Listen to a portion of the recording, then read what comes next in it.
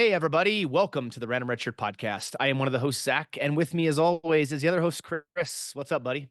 Hello, Zach, my dear friend. Awesome to be here with you again in 2025. Happy New Year, my great friend. I'm not sure that we just you and I recorded in the new year. I think this is our first recording of the new year. So That is yeah, correct. yeah. Pleasure Yeah, to it be is. It's a with new you again. year. It is a new Yeah. year. We did just record with the at the time of this recording. When was it? Yesterday we recorded with Mhm. the Where's Be Yeah, yesterday Yeah. morning I think it was. We recorded with the Where's Beverly podcast. We were on their show and had an amazing discussion about the D Space Nine episode The Visitor, which is incredibly emotional. We all got a little emotional, I think, in that during that Yeah. recording, but it was amazing. And we love talking to Sophia and Adrian, and so we look forward to more future discussions with them. We're already talking about some ideas. And as soon as that episode is released, we will be sure to let all of you know so you can go check out that episode. But be sure in the meantime to go check out their podcast, the Where's Beverly podcast, which can be found everywhere you get your podcasts. But yeah, man, it's a brand Yeah. new year. It's a I'm not a big like New Year's guy, but one thing I do like about a new year is that the metaphorical and physical turning the page of the calendar, Mhm. it gives you an opportunity to look back at the previous year and say, how can I make myself better? How can I be, a better, contributing member to society? How can I do things better as a parent, as a friend, as a coworker, whatever, right? And I'm not one for New Year's resolutions because those usually never last. But it's just an opportunity to kind of reflect on the previous year and what may or may not be coming up in the new year. Yeah, absolutely. It's a good chance to be able to reflect, see what has all gone down over the last year or the last few years, and where you want to be, and to contemplate and think about your goals and self improvement, which is always great. Um, yeah, I always find the holidays and the new year are absolutely a great time to reflect. Yeah, yeah, and thank you for sharing about our recording yesterday with the Where's Bev podcast. That was much fun. We had a lot of fun with that, and looking forward to doing that in the future. And it was interesting that I teased you a little bit yesterday about it, right? But it was the collaboration was on a Deep Space Nine episode, your favorite Star Trek series of like all time, and then Yeah. you and Sophia conspired to somehow weave in Deep Space Nine into the I don't know discussion. that I don't know that we conspire, Chris. It was more Mm. like, hey, we should make this as an excuse to get Adrian to watch D Space Nine. And how could I say no to that? Was I going to be like, no, let's pick something else? That's D Space Nine. That's overly discussed. Maybe it is, but yeah, no, it was great, and I will say I will take the blame because she asked like, "Hey, give me some ideas for your favorite or what you think are some of the best D Space Nine episodes, and then I'll pick one." So I Yeah. listed The Visitor on there as one of them, not thinking that that would get picked, but that got picked. So we talked about it and we watched it, and at some point, Chris, we'll have to talk about The Visitor ourselves here on our podcast. I know there's some other things we'd like to mention in there as well that just for the sake of time we just didn't get to. But it's a very emotional episode, and I found it very difficult to talk about at times when we were Mhm. discussing it with them. Yeah. Yeah, sure. Absolutely. It is a very personal and emotional episode, especially for you and I. So, yeah, very Yeah, good.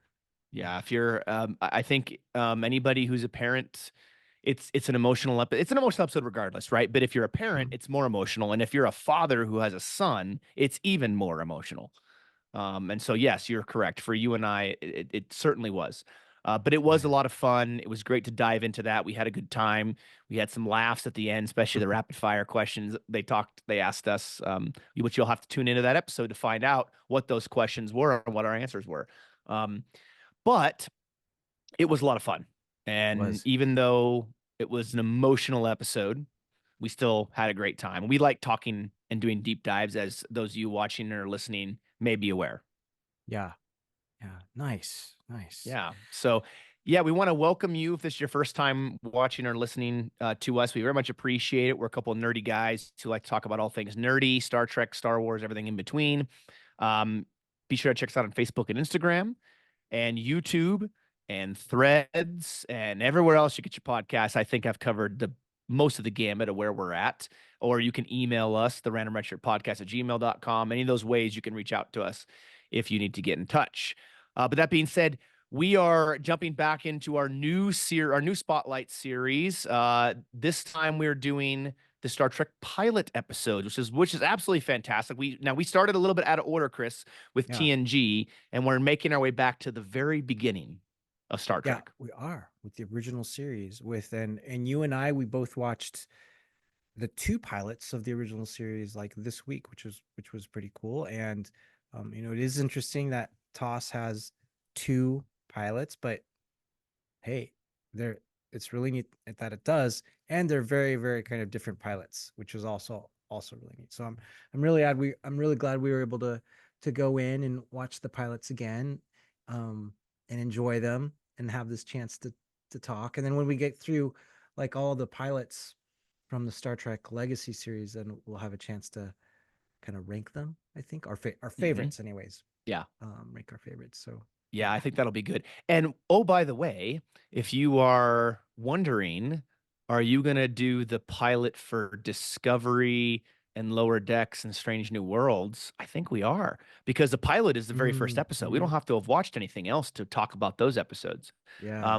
With Strange New Worlds, it's kind of like Toss, right? It's a kind of a new episode every week. There's some carryover, but a new episode every week. So the pilot is the pilot, but it's kind of sort of just another episode. It's not like you have to pre-watch something necessarily. I mean, there is some continuity purposes from Discovery season 2 and some other stuff, but in general, it's so yeah. I think it's a great idea, a great opportunity for us to not only bring in Lower Decks for the first episode of that, which was they're very short, and also be able to talk about Discovery for the first time when it comes to the pilots and be able to talk about those. So that'll be a lot of fun, I think Yeah. in this Yeah. case.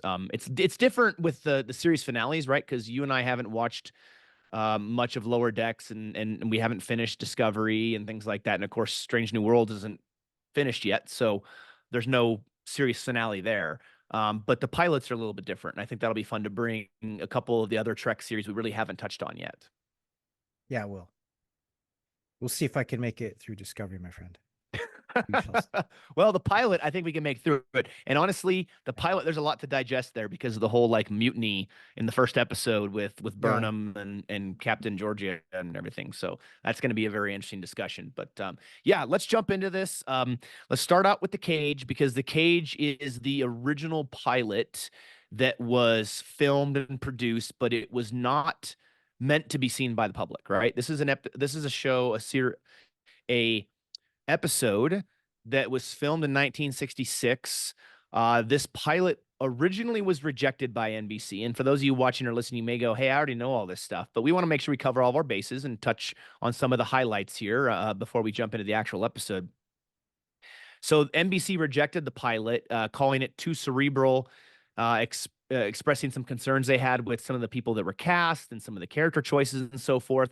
And for those of you who may or may not know, the Lucille Ball, who was, owner of Desilu Studios, or part owner, uh, Hmm. produced the pilot, and they convinced NBC to order a second pilot, which is when we'll get into where No Man's Gone Before here later on in this episode. Some footage from the Cage, which we're going to talk about, was also incorporated into the season 1 2-part episode called The Menagerie. And then, no, as far as I'm aware, no one had seen, at least the public, no one had seen the Cage until it first got released in 1986, so 20 years later on VHS. For those of you who know what Oh, VHS is, wow. and it Yeah. was then broadcast on television in its full color form in 1988. So it takes 22 years to get to, broadcast television. 86 comes out on VHS. It was the first episode produced, but the last episode to air because it aired 22 years later. Also, the episode was written by Gene Roddenberry and directed by Robert Butler. So a lot of interesting facts there, and the way in which Star Trek got its start, because we've talked about this kind of before, Chris, that most shows back then and even now, they don't get to pilots. It's not like you make a pilot episode and then it's like, oh yeah, that sucked. Go ahead and try again. No, it's like, oh, that sucked. It didn't get picked up. Move on, kind Mhm. of thing. But Mhm. Star Trek did. So clearly it was meant to be. Yeah, because usually there's a lot of money involved in making pilots and producing the pilot. So great. And I think I had forgotten that Lucille Ball was involved in producing and advocating for the second pilot. So that is really, really cool that that happened because she was very, very influential. Right. Yeah. Wow. Nice. Big time. Nice. You think about the 60s, right? Lucille Ball has had the Hmm. Lucille Ball show. She has a huge influence, a huge voice in Hollywood. And so for them and for her to step up, really, I mean, and help save Star Trek to make sure it gets made, that was a huge deal. I watched the remastered versions, Yeah. and those were the ones I watched this week. So I really, Yep. really enjoyed Same. them.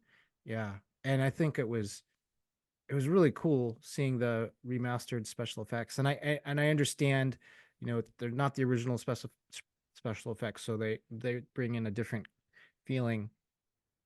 But even so, on this original pilot of the cage, I am still impressed with the opening sequence of the credits and the starship, and impressed with how they do the kind of camera swoop in to the bridge of the Enterprise. I thought, oh, that's just, I'm always going to be impressed with that, and always just going to think, oh, that was just a really, really neat technique that they did to open it up just on really, that's how you first see the crew of the Enterprise.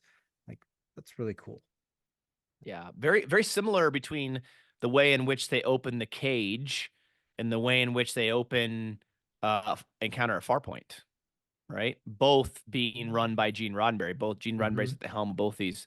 Um, how that whole pan down and the way in which the ship brings in the crew to start the Yes. episode in the pilot, that had to have been intentional, and I think that was a really neat way of doing it. Yeah. Yeah, sure was a neat way of doing it. Yeah, Yeah. yeah. And So let's jump into this, Chris. Go ahead. yeah, so we have Captain Pike in the pilot.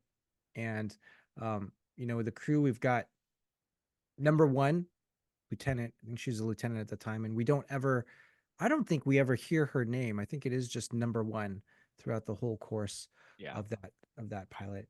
Um, but as I recall, you know, Captain Pike, he's kind of going through a difficult like time. This is 2 weeks after he's had like a significant battle on Rigel 7. And that battle, he had members of his crew like perish. They died, including I think one of his yeomen died, and Mhm. some of the other members of the crew. So that kind of difficulty that he's going through, that internal kind of struggle that he's going through, is actually kind of thematic throughout this entire pilot, right? He's kind of Yeah. processing it. He's looking for something different. Actually, he's like, oh, I'm just looking for something different than being captain of the starship. So that's interesting. And he actually has um the doctor kind of talk to him, his doctor friend. That makes him a I've never had a doctor that makes me an alcoholic beverage before, but this doctor. I love the line when he's I think Dr. Boyce is his name, I believe, the Yeah. chief medical officer. So this is before obviously uh you have McCoy. McCoy's not in this episode. In fact, McCoy isn't in this episode, and he was not in Where No Man Has Gone before either, I believe. Right. So he wasn't in either of the pilots. And it's interesting that the doctor is making Captain Pike a martini. And I think the line he mentioned something about uh you know he's making the drink because men have a tendency to tell their bartenders more than what they tell their doctor. Yeah. And I think this is kind of a way for the doctor to help him relax a little bit, loosen up, kind of open up to some of these feelings he's having and some of these thoughts that he might not ordinarily discuss. Yeah. Yeah, exactly. Exactly. And the doctor comes to Captain Pike in the first place because they uh, in the course of their travels and their mission here, they get a distress signal, and they're notifying the captain like, hey, we're getting this distress signal from the Talos system, and what should we do? And Captain Pike's he's he's just kind of like, well, we need to keep going, because we haven't confirmed really that there is anything to that distress signal, so we're going to keep going and take care of our own crew, take care of our own crew injuries. um so that is, typically don't see that kind of reaction at all, like in a captain, but that's where he's going through his own kind of challenges there. Yeah. Yeah, he's ready to protect his own. It's But that yeah, that scene. Sorry, that scene yeah. in his quarters with between him and the doctor, where he's discussing this idea. And I think he even specifically says something to the effect of he was tired of having this responsibility of deciding who lives and who dies, Mhm. right? Because he mentions that he's the one determining the yeomans and the people who are going down on these away missions that are leading to their deaths and so forth. And so the weight in which he is carrying as a captain is so very prevalent and so very heavy on his mind right away, like very early on in this episode. And like you mentioned, and I agree with you wholeheartedly, that carries on throughout the entire episode. That affects him through the entire episode. And this idea of wanting to, basically retire and settle down to a simpler way of life and something that's not as full of as much stress and as much um, heartache and pain and suffering and all the things that may come with someone in his position. So I found that very interesting that here's a captain who, as far as we know, if we were watching The Cage for the first time, and this was our first intro to Star Trek back in the 60s, which I know it didn't air in the 60s, but we would look at this and go, okay, so clearly the captain has a lot of responsibility, obviously, and he's been through a lot. Like this isn't his first mission as the captain of the Enterprise. He's been doing this for a little while. Yeah, he has 203 members, I believe, on the crew of this edition of the Enterprise that he has Yeah. responsibility like over. Um, and he's generally pretty irritable. Like on when you see him on the bridge and Yeah. interacting with his other officers, he had the poor yeoman that is a replacement for the other yeoman. He just kind of unleashes on that yeoman. He's like, "Why are you here, yeoman?" And she says, "Well, you asked for the 5 o'clock reports, and here's the 5 o'clock report." He's like, "Oh, okay." Yeah. I found it funny though. It's like here it is, 2250 something, and he's flipping through paper right over on the little basically a clipboard with what it Oh looks like. You're like, yeah. oh, they're still using paper in 2250 something. Yeah, Yeah, interesting. there were there. Yeah, that's funny. Yeah, there was like quite a bit of paper in this episode. They had like Yeah.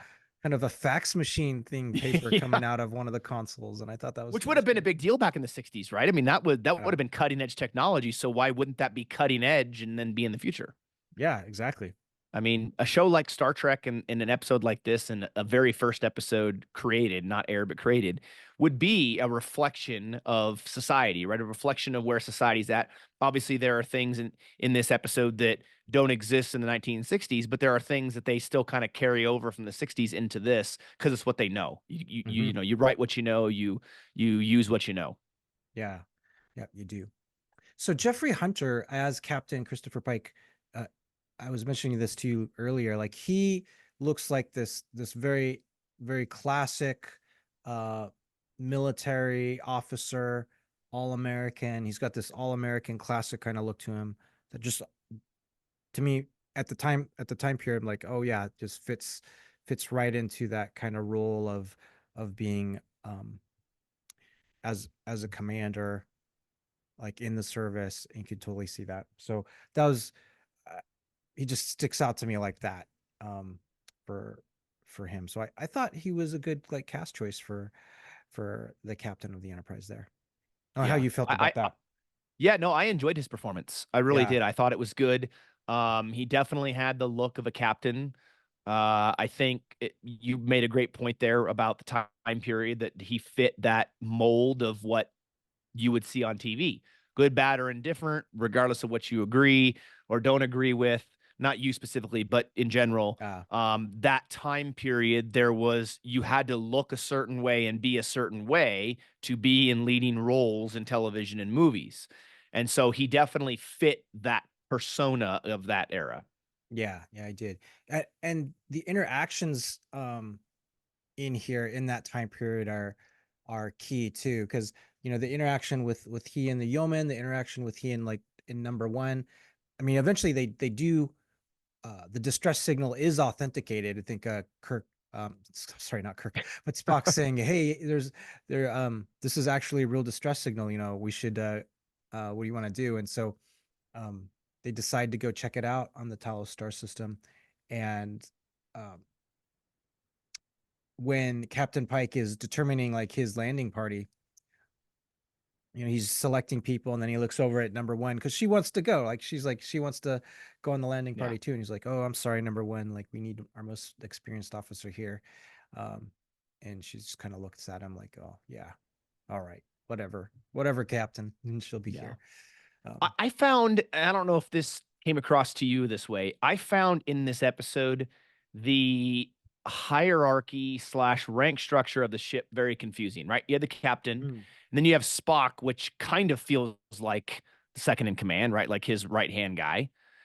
Uh, Although it was kind of back and forth with, if you were watching this for the first time, like, I don't know, what is, he's called Mr. Spock. So does he have a rank, or is, where's he at? But he was around a lot. So you're kind of thinking, well, he's got to be up there in the rank structure somewhere, right?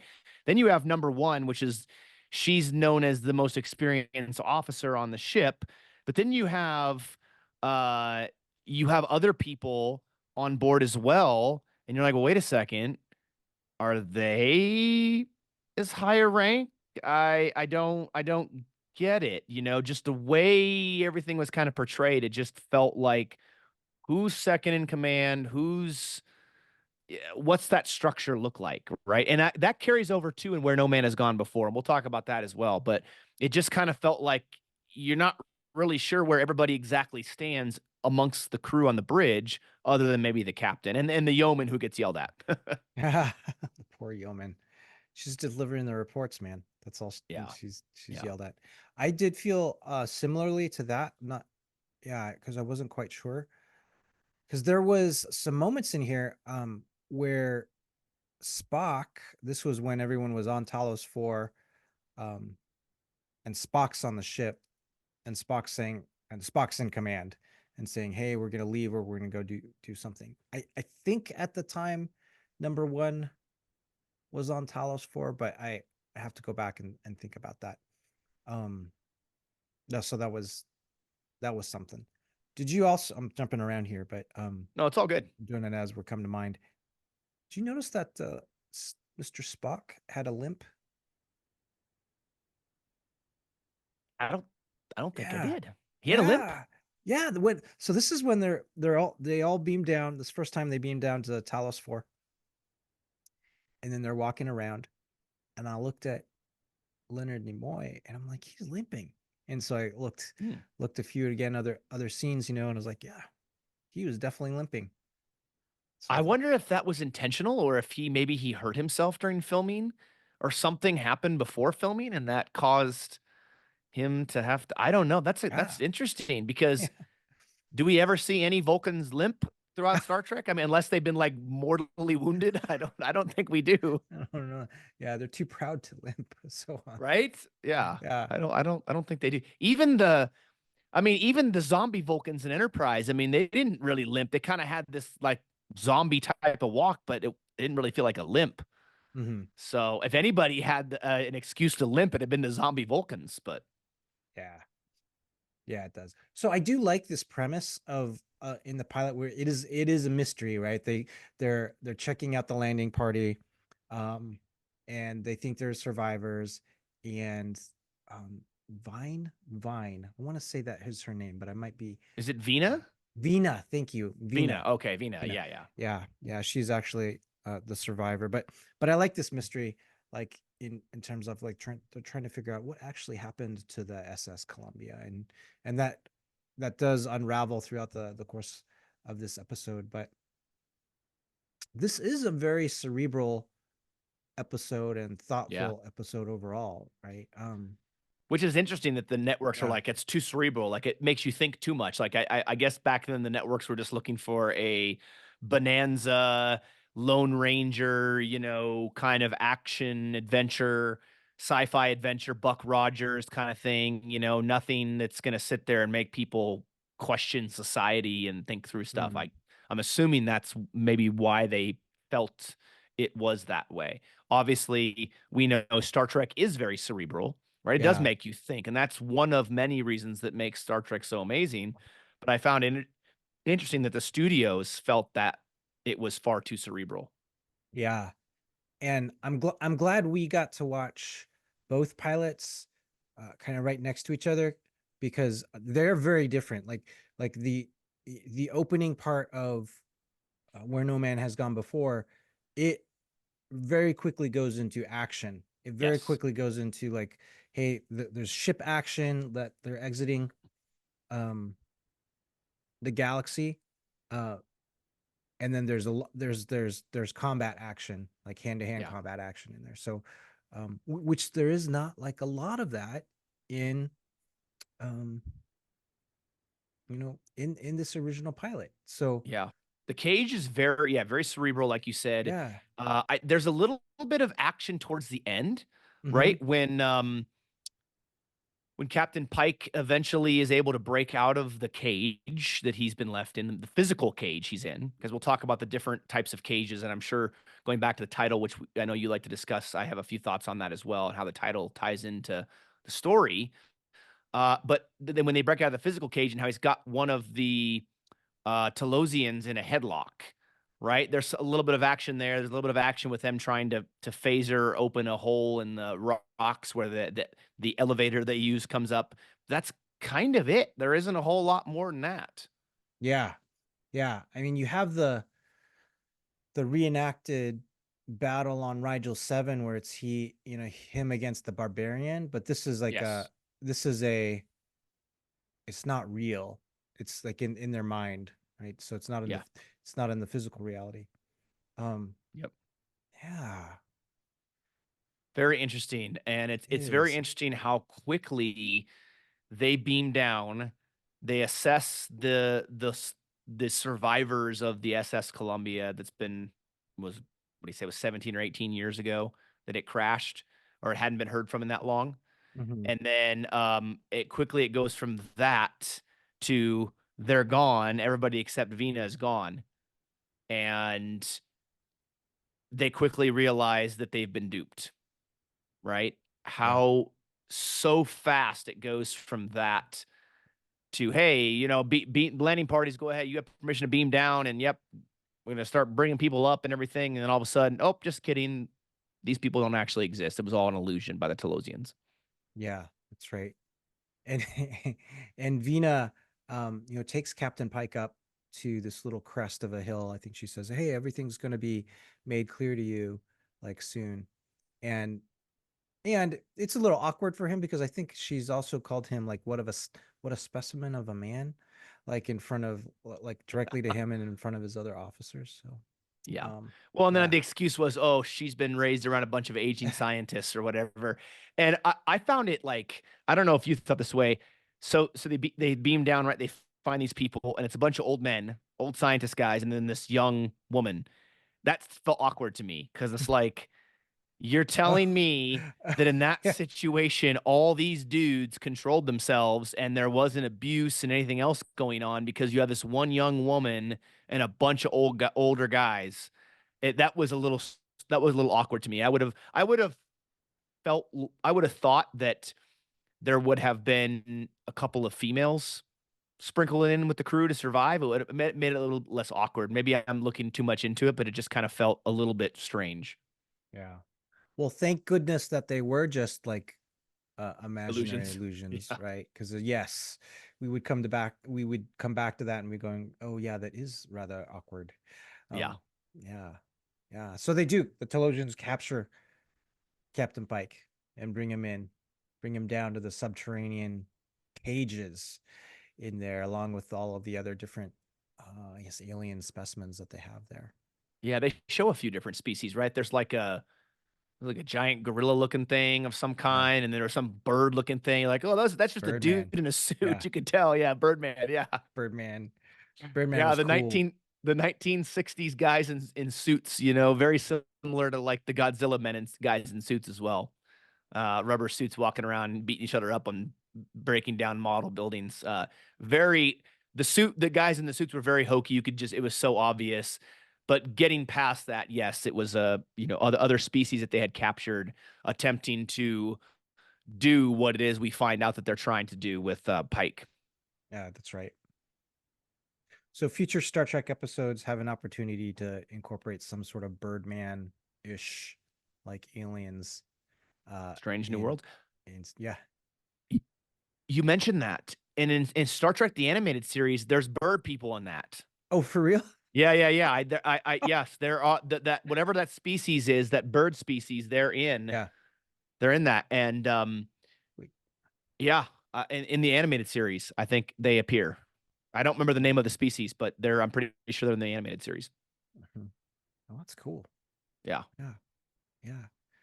Yeah. So the captain, he connects with Vina again, and he's trying to understand like what's happening and um who the Telosians are and why they've captured him. And she does a good job of as well as she can of explaining the circumstance and explaining the background of the Telosians and how and why their surface was decimated and why they came to just rely on their mental powers um, to do what they do and are bringing in other species here so that they can kind of repopulate, I believe, yeah, repopulate like their species.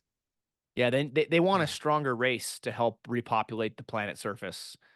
And clearly they haven't found that yet. And I think the some of the lines that the Telosians say, you get this thought that they have this idea that maybe humans might be the right answer for Hmm. that.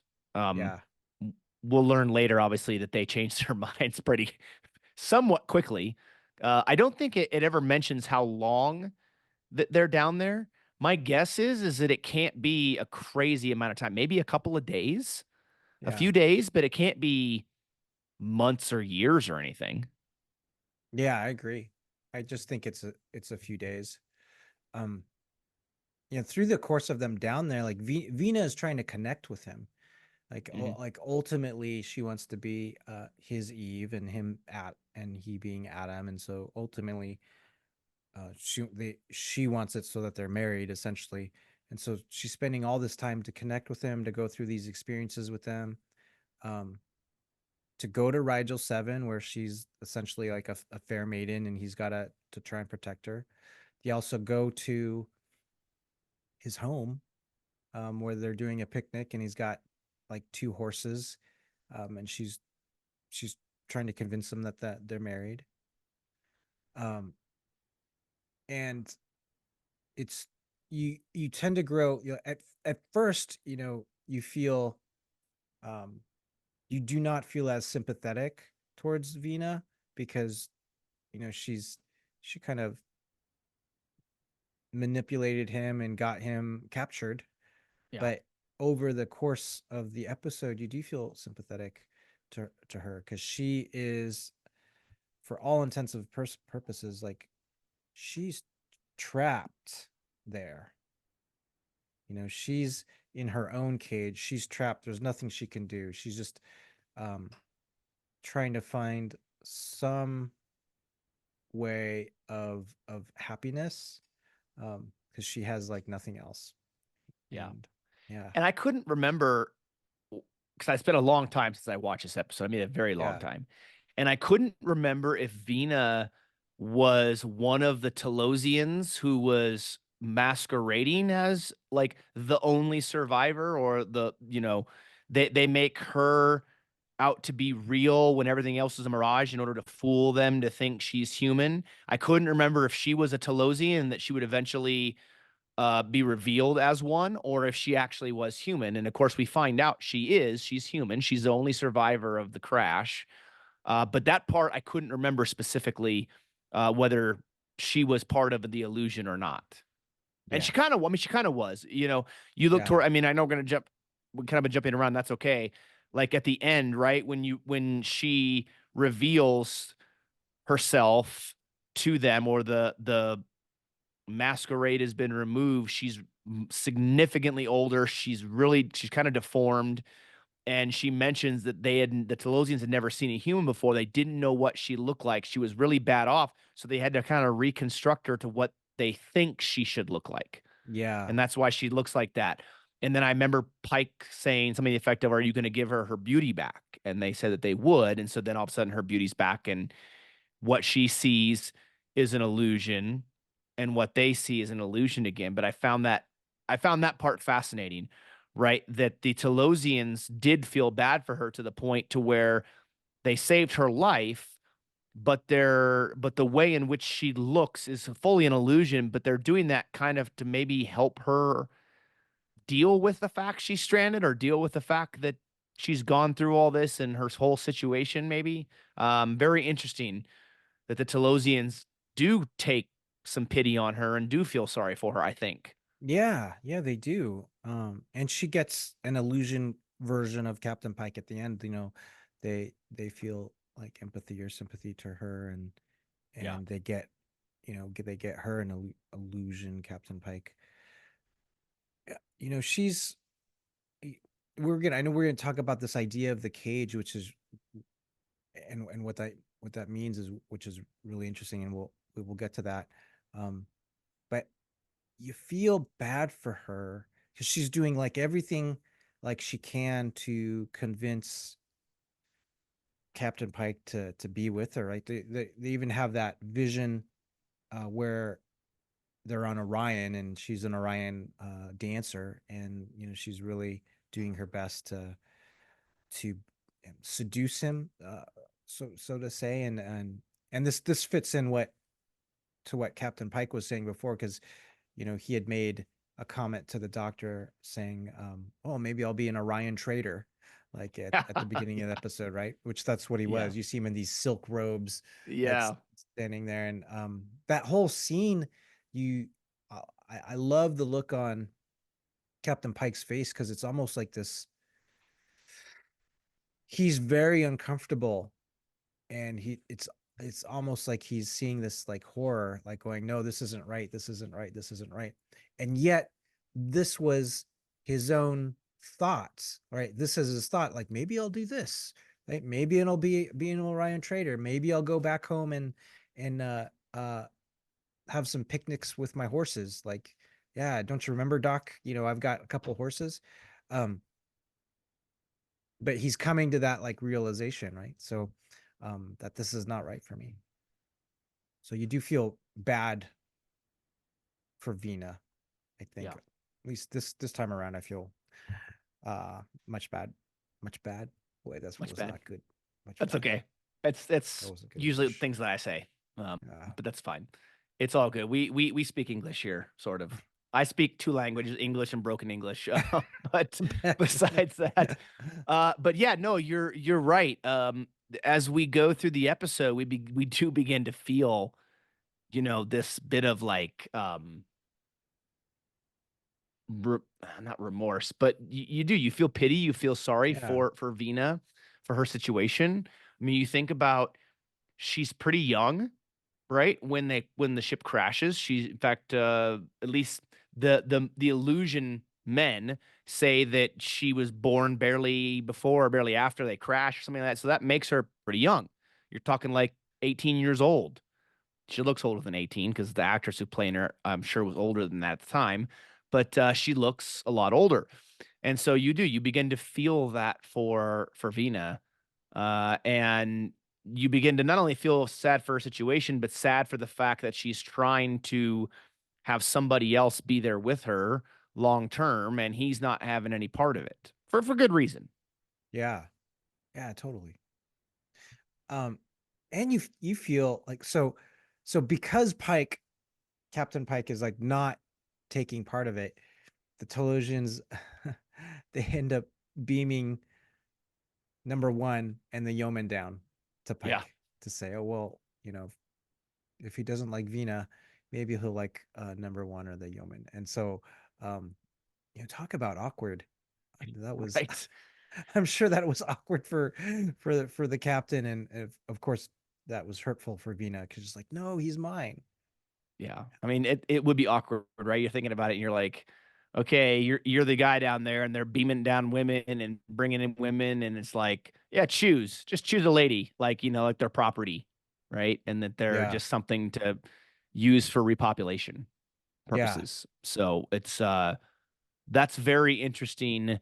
That's a very interesting subject and topic that they approach, right? Because if you look at women's rights in the 60s, and you look at everything that had gone up to that point and the role of the woman in society at that time, and all of that is a similar reflection into Star Trek, right? They're bringing those, just what Star Trek does, right? They're bringing those topics and ideas into the show and they're talking about them, they're addressing them, and they're trying to challenge some of those social norms.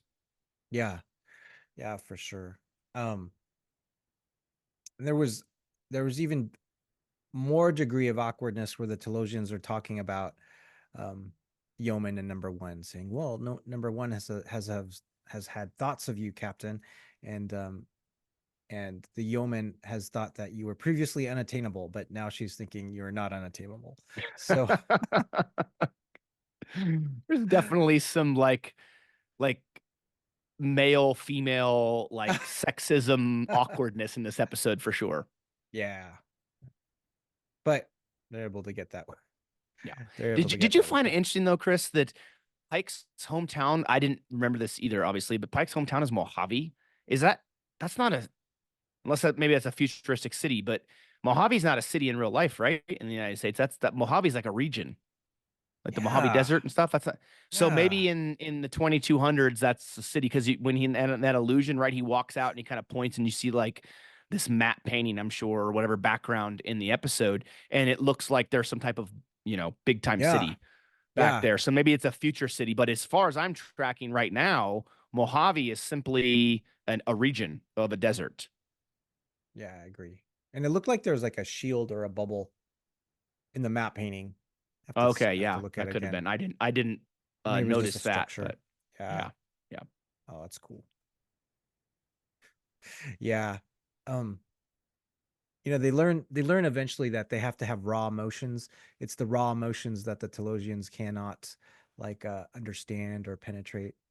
And so that is how they eventually are able to get to the Telosians with their very raw emotions. And that scares the Telosians because they're like, oh wow, well, um, we didn't realize like you're gonna be that like unpredictable. And then they threaten to destroy themselves, and the Telosians are like, oh well, this is not gonna work out. So this is Well, yeah, not gonna remember work they, out they as we they think. they offer him that drink and it's like this protein supplement drink and they're like, "Oh, we can make it an illusion. It can be whatever food or beverage you prefer." And he's like, "No, forget this." And then they kind of torture him a little bit. And I found that fascinating because the Telosians are doing everything they can. They're trying to sway him with seduction, they're trying to sway him with food, they're trying to do everything they can. He's not breaking. Pike is not breaking in their attempts to keep him there and their attempts to make him agree and integrate in and want to be there. He's just not having it. And back on the ship, on the Enterprise, they're devising a way to go down there and blast their way in to get Pike out. And of course, the Telosians know it's coming, and they're going to foil that plan. But I I think back to this kind of moment and other moments throughout the episode. I think you mentioned this to me, and if I'm stealing your thunder, I apologize. No, no, go for Did it. you notice how throughout the episodes, and I didn't, I realized this after you told me, Spock's always yelling. Like, Yeah, why is he always yelling? Like, are Vulcans deaf? I mean, he's always yelling. He's loud all the time. Like, I don't. Obviously, in the future episodes, Spock tones it down, but like, I wonder why that choice was to always have him just yell all of his lines. yeah. You definitely know he was there. Like it's like Mr. Spock here, and like, whoa, yeah. And when You're he like, was, Captain, I think we need to go on to the next ship. You know, like it just is loud. yeah, Like, wow, Vulcans do not have indoor voices. when he was doing the brief on the Talos star system, he was like going through the his slide set, explaining what Talos is and 11 planets and and it's similar to our solar system and Class M. Felt like he was like, yeah, felt like he was yelling the whole time. And I'd be like, wow, if I had to like receive a brief like that, I'd be like, I'd just be like shocked the whole time. Like, no, please don't yell at me anymore. I'm just trying to understand. Yeah. Why are you yelling? Like, it's not like they were in a big room. They were in a small little conference room, right? I mean, Yeah. could you imagine being at work in a conference room and somebody up there's like yelling their whole briefing or their whole presentation? You're like, what is going on here? Is this guy got issues at home, or did Yeah. somebody hit his car on the way into work? Like, why is he screaming the whole time? Like, what's going on here? Yeah. After that, I'd be like, sounds good. Meeting adjourned. And Yeah. I'd whisper it like, Yeah. we're good now. Yeah. That's right. Oh, yeah. Yeah. Yeah. I think that was hilarious when we were talking on the phone, and you had pointed that out. And you're like, yeah, they're always freaking yelling. I'm like, now that I think about it, yeah, he always was yelling, wasn't he? Oh, and I think in Where No Man has gone before, I don't think Spock did that. I mean, there were a couple moments, but in Mm, general, it was toned down a lot more. And I don't, yeah. I'm curious. Of course, I never get to ask the question, but I'm curious as to why that was the choice. Like, was that a choice on Leonard Nimoy's part in his role, or was that a directorial decision, or Yes. what that was? I mean, because like I said, if you watch this, you'd be like, this Vulcan, there must be deaf because there's why else are they shouting all the time? Yeah. Especially for Yeah. something that has supposed to not to have emotions, right? Exactly. And we love you, Mr. Spock. But yes, We he do. was We do. Rest he in peace, Leonard. yeah. Spock Mr. is a part. Spock was Spock is a yeah. Spark. Wow. See, I do it too. yeah. Spock is a part of our pop culture. It's a part of our society. The Vulcan salute, the neck, all that is part of that, and that is a direct result of Leonard Nimoy's performance. So for sure, um, Yeah.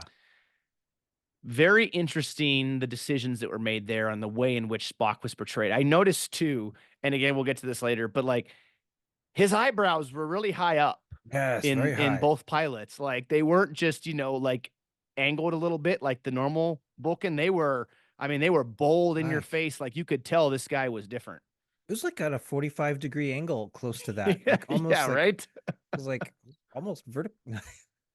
Not vertical, It but you're was like, yeah, no, not too far off of like being vertical. It was awesome. yeah, It was for good sure. times watching that episode. Man, Yeah, but yeah, the so kind of jumping back to this, yeah, he gets that drink, whatever, right, and then he finally is able to get the Telosian like in a headlock, right? And the Telosian comes in, and he's able to take the Telosian in a headlock and gets them to finally reveal, what's actually going on versus what he's seen, right? Because remember he shoots the phaser at the glass wall or whatever mm-hmm, on his in his cage, and nothing happens. And then after they remove the illusion, you can see he has indeed blasted a hole in that mm-hmm, wall.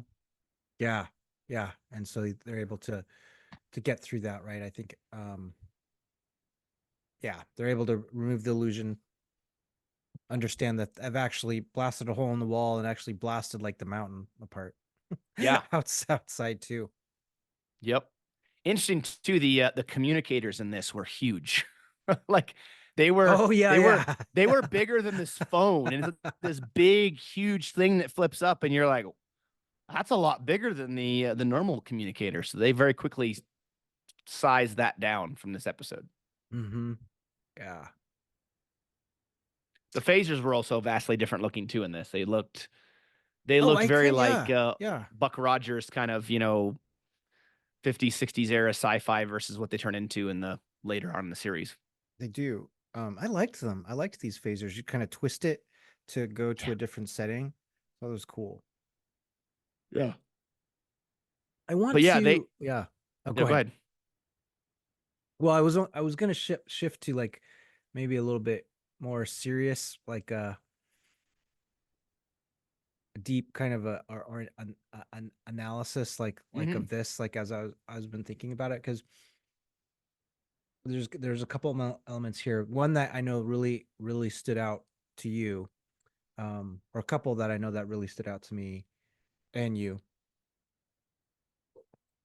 This when I watched it this time, this is when I started to make real connections on Pike early in the episode where he's talking to the doctor, his doctor, his kind of friend, and then the stuff that happens to him after um, that discussion with the doctor, and connect it to the stuff that's happened to him um, in the past, right? So not in this show, but stuff that's happened to him in the past. I know there was an element that really stood out to you. There was a um, and I think it's be really good if you read the quote. But this is where Pike is at the picnic back on his home world or his home area, having a picnic with Vina. And Vina's like, hey, why don't you just relax? Why don't you stay? Like, you can have anything you want. It's gonna be okay. We can be like happy. And this is where Pike, he recalls his discussion with the doctor, because the doctor gave him like a key piece of advice, Yeah. like, and then now it's starting to kind of hit him, and he's starting to process it. And I know that was a very impactful like statement um for you and me too. But yeah, that'd be great if you could like talk about that a little bit and how that affected you. Yeah, the line that he mentions, and it's slightly different than what the doctor says, but it's basically the same. Where he says, "You either live life, bruises, skin, knees, and all, or you turn your back on it and start dying." And I thought about that, and I've got some family members who I feel like this is very, you know, prevalent and relatable to this idea that you can either face life head on, knowing full well that you're going to get bruises and skin knees and bumps and bruises and things like that, and you're going to go through ups and downs and peaks and valleys and hard times and good times. Or you can just wither away. You can just turn your back on life. You can, metaphorically speaking, start dying. Uh, and to me, that's a very fascinating line because it looks at this idea of you can either allow life to overtake you and eat you alive, or you can deal with the bumps and bruises and move forward. Mm-hmm. And it's very easy to be stuck in the pain and the suffering and the agony and the things that you go through, the bumps and the bruises, right? The skin knees and all. And there's different layers to that, right? Like a bruise is deeper than a skinned knee tipped traditionally, right? A broken bone would be deeper than just a bruise. And so if you're looking at it like that, these different layers, these different elements of the of things that can affect you, there's going to be super difficult times, like metaphorically like a broken bone, some very difficult times like a bruise and a skin knee where it's not pleasant. Um, and you can either allow those things to overtake you, allow those things to push you into a corner and become so overwhelmed with depression and emotion that you just can't move past it, or you can learn from those things, pick yourself up by the bootstraps, just to coin a phrase, and move forward and allow those things to help make you stronger. And that's kind of how I interpreted the line. If you have a different interpretation, I'd love to hear it. That's kind of how I took it. And I think that's really powerful because this does go back to Pike, right? Pike is considering um, resigning his commission, right? And going back to a different life and everything. He's tired of the life of the captain's chair has presented him with this idea of choosing who lives and who dies and everything else. And I think it's very applicable not only to him and what he goes through and what we find out is in his mind, the beginning of the episode, but also things that we go through in our everyday life. And I just thought it was a very impactful line. Yeah, that was great, and very very meaningful. And I have the similar like interpretation, and I received it similar when I watched this episode. Pike is going through this time when I watched it, I took really a discerning kind of view on Pike. He's going through trauma. So Yeah. he had all of these bad things like happen to him. He has a tremendous amount of self-doubt right now, and he's questioning everything in his mind. He lost some people. Um Part of like why he lost some his people or is part of it is the circumstance. Part of it was, some of the decisions he had to make. But regardless, like that happened. And so that has affected him like to a great deal. And he's he's got the self-doubt. He's second guessing all of his decisions and command decisions now. And he's not sure where he wants to be. And he's not sure who he is. Mm. And he's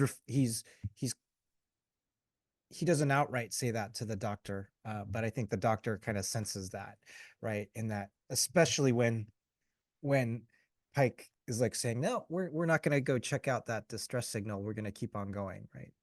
Yeah. Because that's not who he is. Like he would have gone and tried to help out people that are in need. So this episode was like is that he gets put back on Rigel 7. He has to relive it, which is interesting, Mm. right? Yeah. This is where his crew members died. He's going through that again. Like we're gonna put you back in the circumstance that was traumatic for you. Then he goes back to his home, where he feels like, hey, this is where I want to be, right? I'm gonna be at my home with my horses and Doc, didn't I tell you I had horses and I could be happy there? But he's there, and when he's there, he goes through this process of like, no, this isn't right. I can't be happy. This is not going to be good. Um, and then he goes to Rigel 7 where because he explained to the doc, like, hey, I'll be an Orion trader. I'll be really good at that. And then he goes there, but like when that look on his face as he's there on Rigel is almost like he's horrified by it, going, oh my gosh, this is completely wrong. It's horrific. And now I'm disgusted. I need to get out of this. These are all interestingly enough, like in this episode, these are in his mind because all these are illusions, but he's replaying these out, like all in these minds and working out not only his trauma, but working out these scenarios where he thought, hey, I'd be better if I was either at home, I'll be better if I was at Rigel. And he's coming to the conclusion, like, no, this is not like who I am fundamentally. And I thought, first of all, when I was looking at it kind of from that perspective, I thought, this is like really, really layered in like who wrote this. I think you said Gene Gene Roddenberry wrote Barry this. wrote Yeah.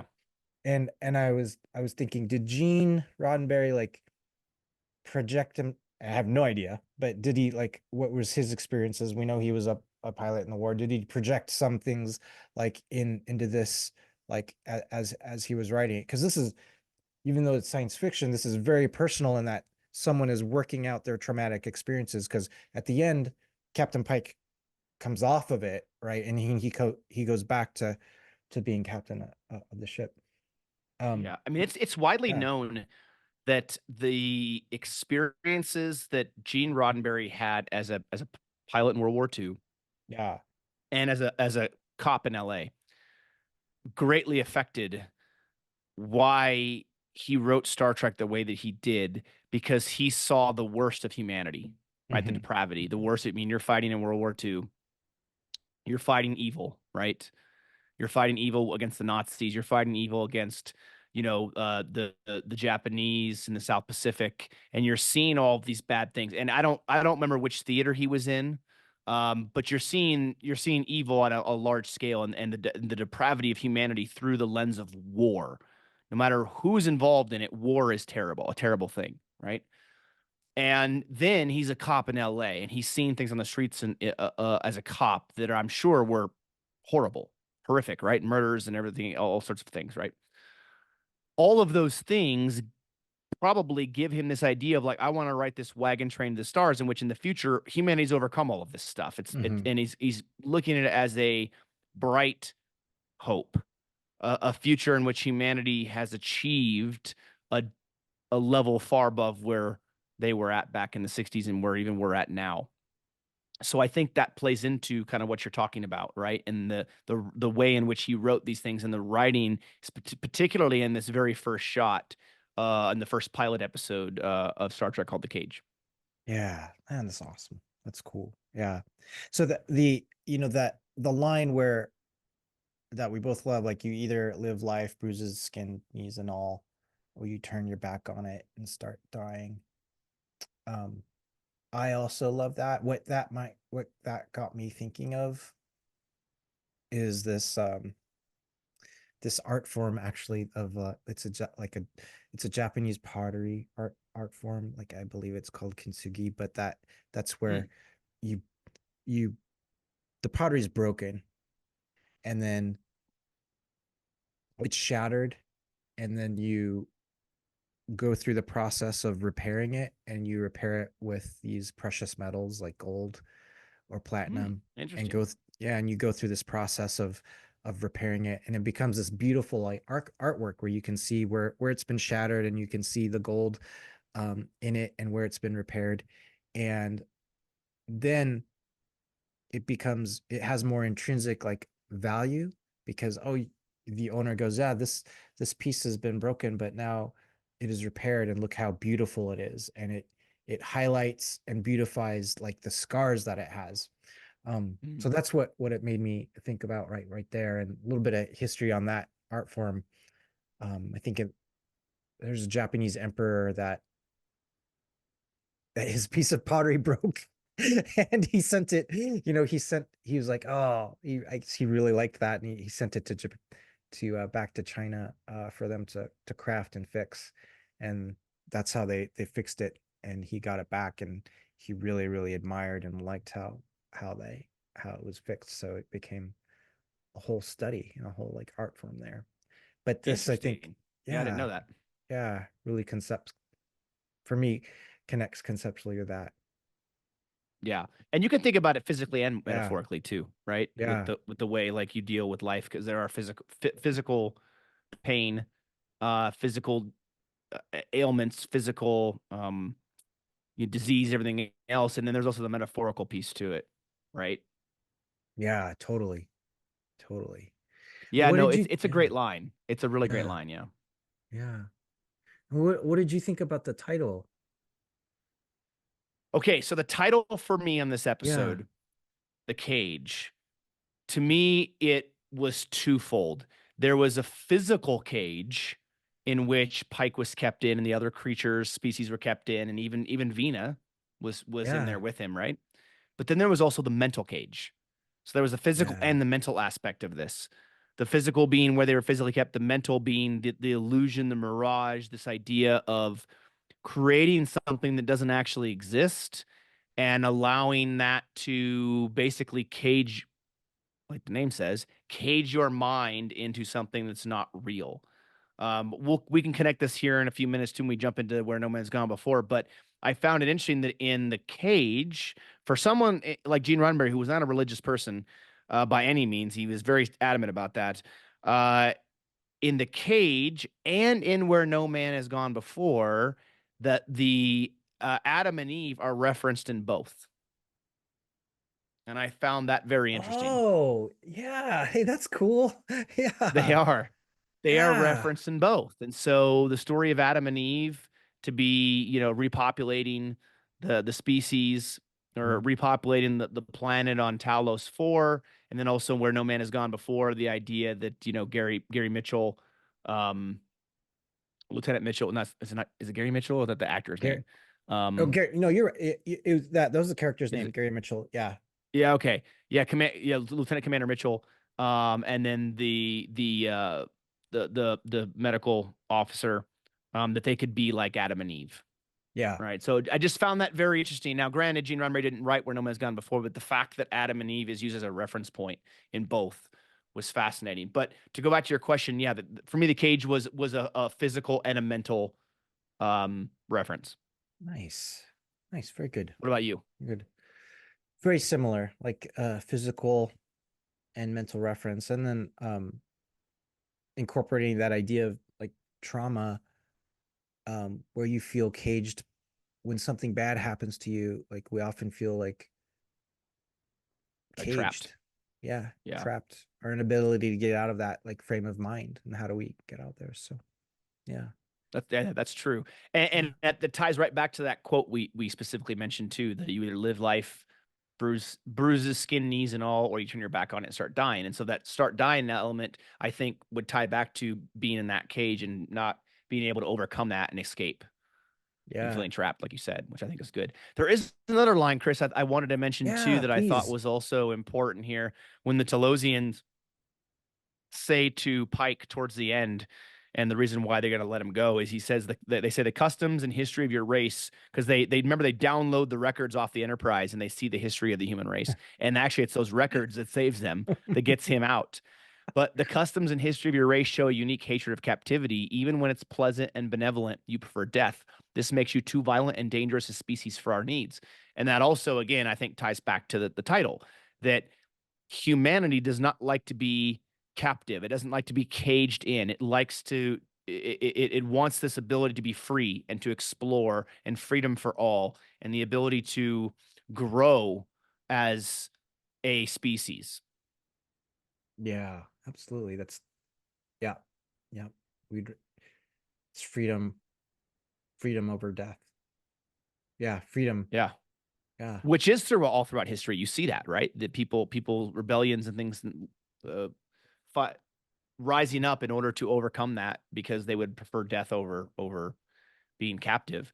And also it's interesting too because you have the Telosians here who think that humanity is too violent and dangerous of a species, but yet at this point humanity believes it has overcome those things, right? We know that.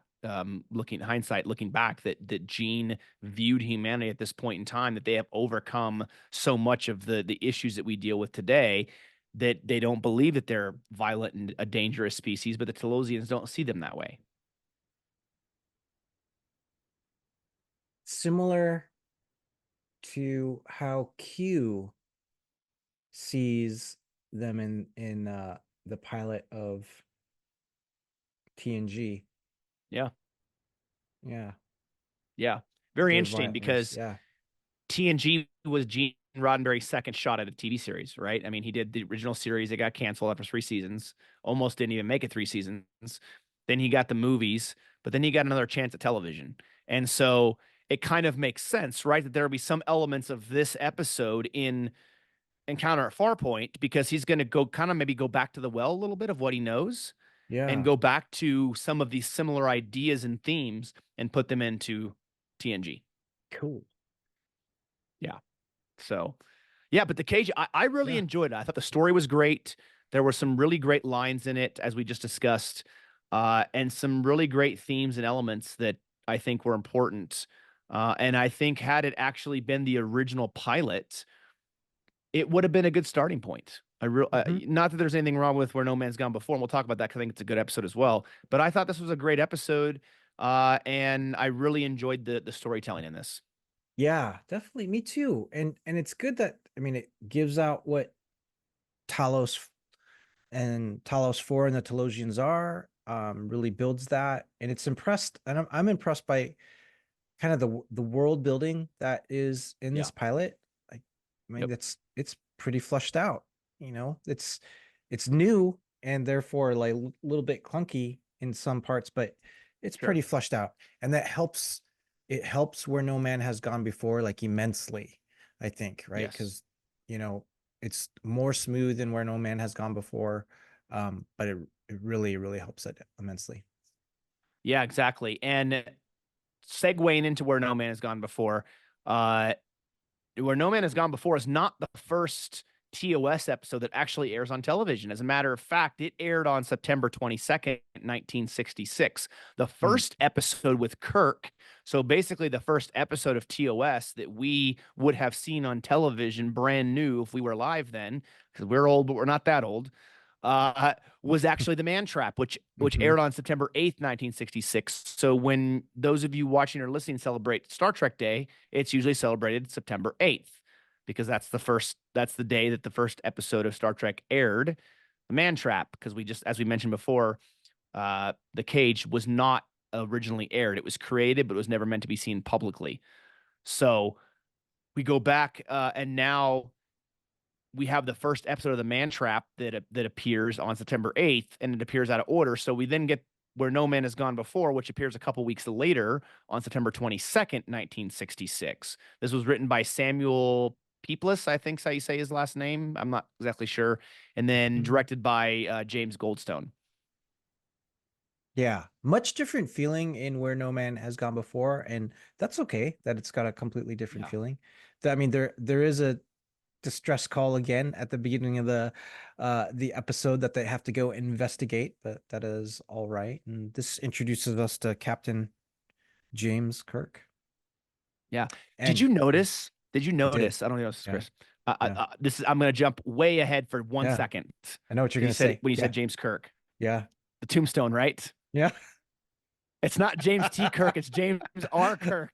Yeah. And I watched. I was like, I don't think I ever noticed that, and that's probably bad of me as a Star Trek fan to not have realized that. Maybe I did a long time ago and just forgot. 'Cause that's possible. But yeah, James R. Kirk was on the tombstone, not James T. Kirk as we know him. So In my mind, I rationalized it that maybe Gary Mitchell was not as close a friend as James Kirk thought, because Gary Mitchell did not actually know that his middle name started with a T. So when Gary Mitchell kind of ESP'd the tombstone, he got his middle name wrong.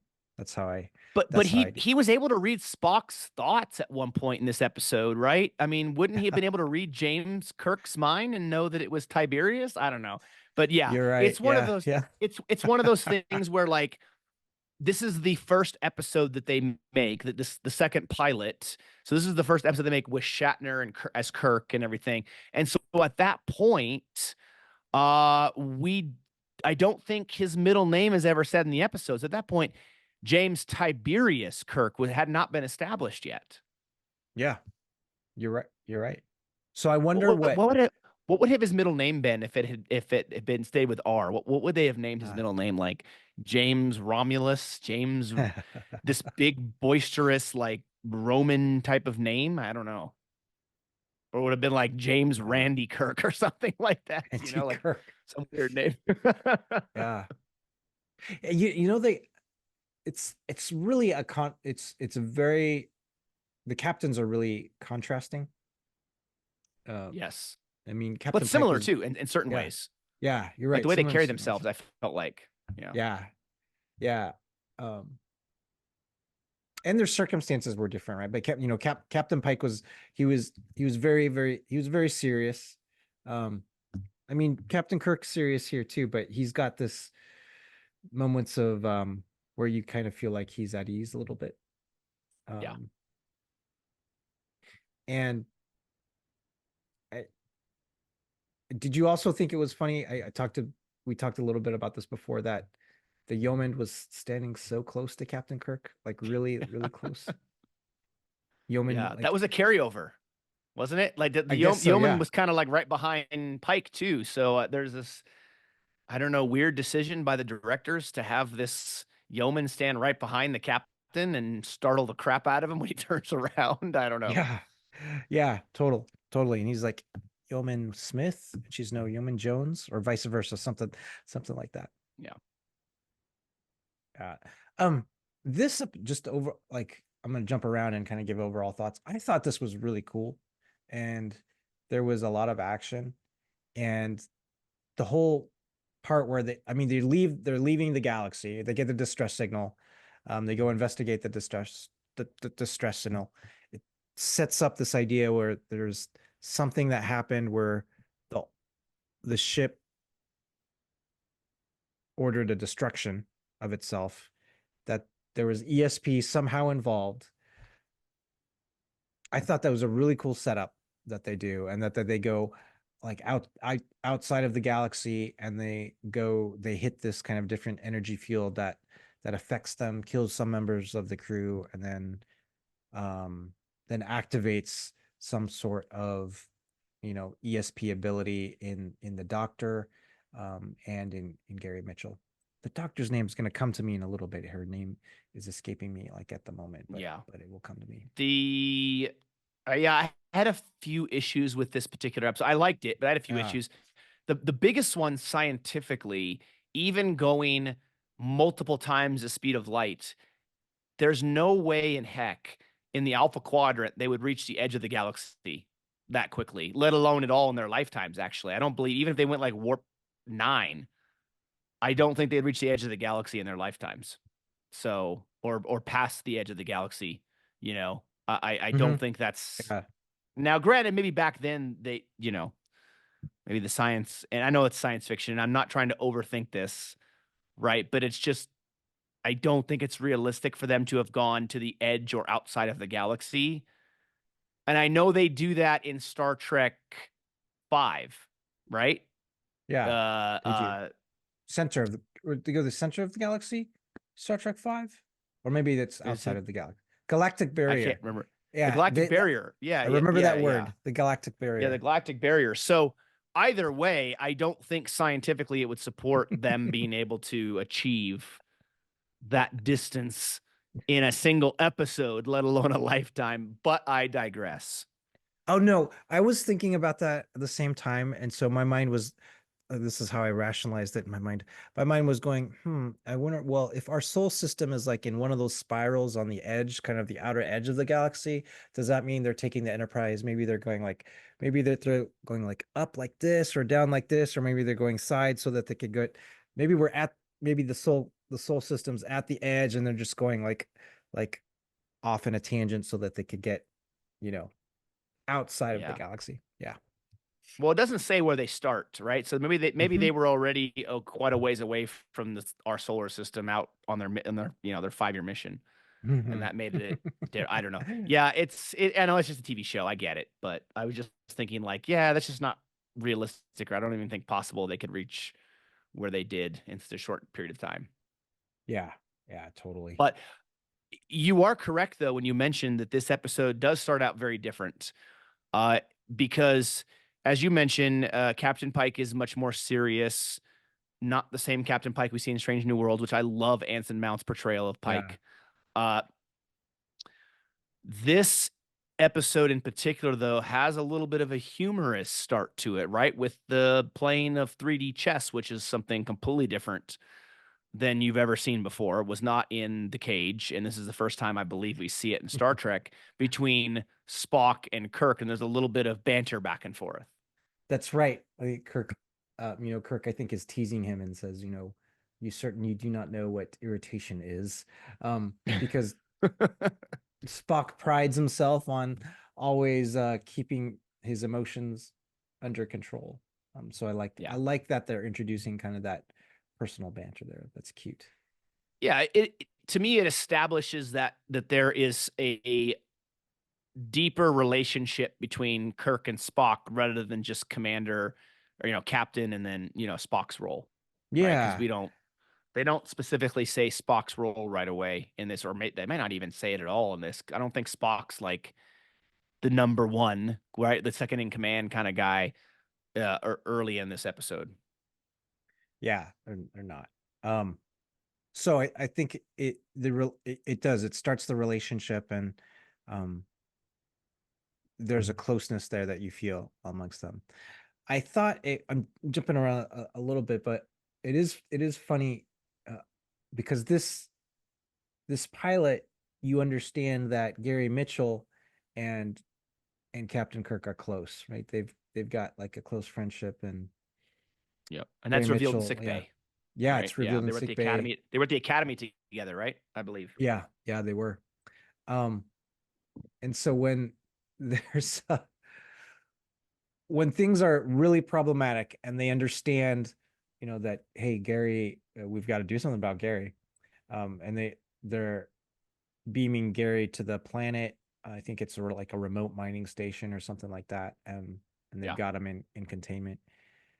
I think it's Spock that somehow beams down, and Spock somehow is like, he's got the phaser rifle. Like yeah, the he's big like, phaser. he's the one that's got that. And where Kirk's like, no, he's my friend, I don't want to hurt Gary. And like Spock's like the one that understands, oh, you're gonna have to hurt him, and I'm gonna bring the big phaser rifle, like just in case we've got to do something about that. So Doesn't I like Spock that. kind of feel like Arnold Schwarzenegger from Commando, like just big brooder guns, ready to Yeah. go to war? I mean, it's so very opposite of Spock. Like, yeah, I'm gonna bust out the big guns because the captain isn't willing to do what needs to be done. Yeah, yeah, it was kind of funny like that. And then um there's like an exchange where Gary, I think he shocks Spock and Kirk, and so they're unconscious for a little bit, and the doctor comes and revives Kirk, and Kirk says to the doctor, he goes, "All right, don't give Spock the pill yet because I want to talk to Gary first." And because Kirk knows that Spock's just gonna try and dispatch Gary, right? That's what he's gonna do. And he's Yeah, like,